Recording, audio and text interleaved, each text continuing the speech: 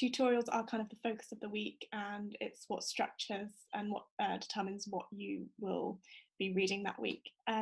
So in terms of preparation for tutorials, as English students, we're expected to hand in an essay for a tutorial, which means you have to write the essay, and that includes kind of doing all the reading beforehand.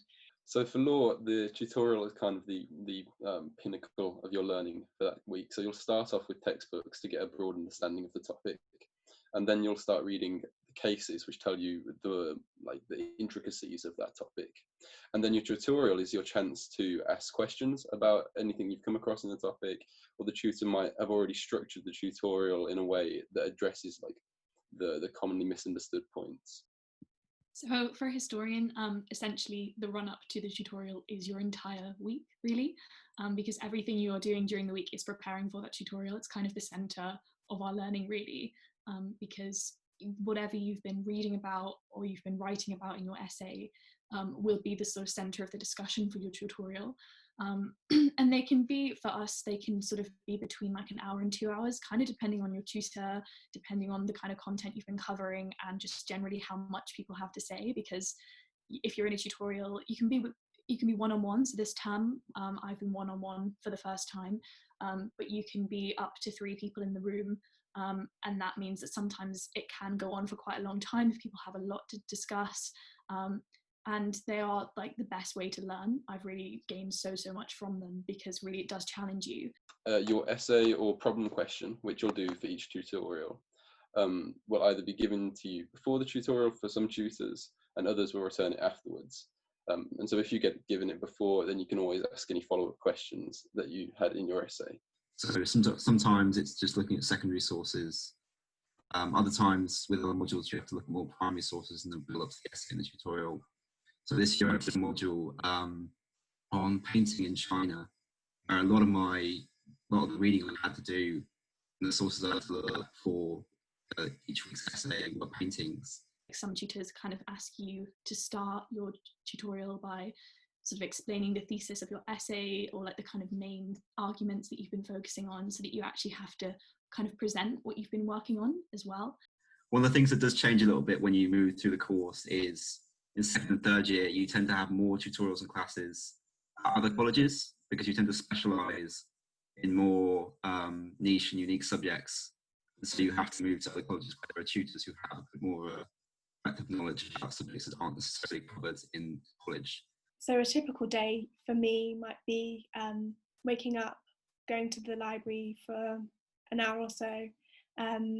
I quite like going to lectures in the morning, so I might go to like a couple of lectures before lunch, come back to college, have some college lunch, which is highly recommended, and then in the afternoon normally kind of in the library reading or writing essays. I mean, as you can imagine, English is pretty much most of your time is spent like reading, which is fantastic for anyone who loves English.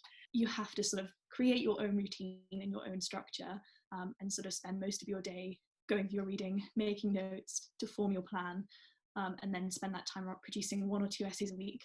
It's really great to be somewhere like Oxford, where you have so many libraries and you can change your environment so regularly, because it can be quite difficult to just sort of sit in your room and sit at a desk all day.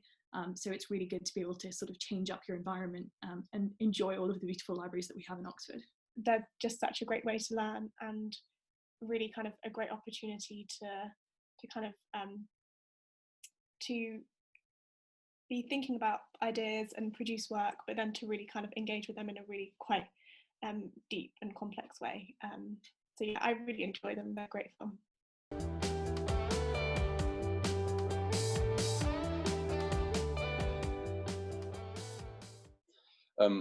The people I'm living with in second year who do biology and sciences, they'll generally be out a lot more. They'll be going to more lectures, they'll be going to classes and practical like lab stuff, which I don't know about. Yeah, so science is quite different to the arts at Oxford. So it's a lot more centralised, and what you learn is very kind of defined, and definitely defined by the lectures. So you have 10 lectures a week, and they're all at the faculty. And then your tutorials will directly line up with what lectures you've had that term. we have lectures, labs, computer sessions and classes done by the department. And then we have one tutorial a week, which can be between 1 and 2 hours. Like many of the subjects, the lectures don't really correspond with the tutorial work a lot of the time, though it both sort of join together and you can use both for the exams at the end of the year. You have one tutorial a week and it's 1.5 to 2 hours, and usually in groups of 2 or 3. Tutorials tend to be between any number of people within the college. So I've had tutorials between 1-on-1 and with up to 6 people. But you're not writing an essay like you would for an art subject. You are instead answering questions on a problem sheet, and in that way it's kind of a little bit easier because you kind of know when you're done, when you've answered all the questions. It's not open-ended. Occasionally, instead of writing an essay, we'll do problem sheets or presentations for the tutorial, though essays are far higher in number. Typically for a tutorial, we prepare by doing an essay on the question that the tutors set that week. Sometimes everyone in the college is actually given a different question, which can be quite nice because it means that you can discuss each of your essay topics within the group of you.